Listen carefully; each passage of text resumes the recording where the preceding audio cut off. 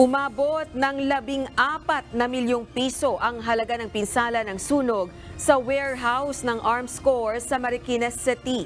Kilalang firearms at ammunition manufacturing company ang Arms Corps. 5 bahay at establishmento rin ang nagtamo ng damages.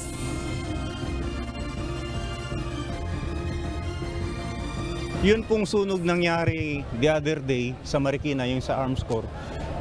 Delikado po talaga na sunog kasi yung armory, may part ng armory, may mga bala nandoon. Pag nainitan kasi yan dahil may pulbura, kung saan-saan pumupunta yung bala. 4 na bombero ang nasugatan dahil sa insidente.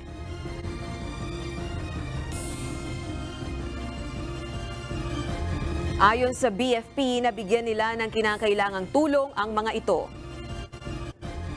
Although may tulong kami namang naibigay doon sa mga nasugatan naming mga kasamahan.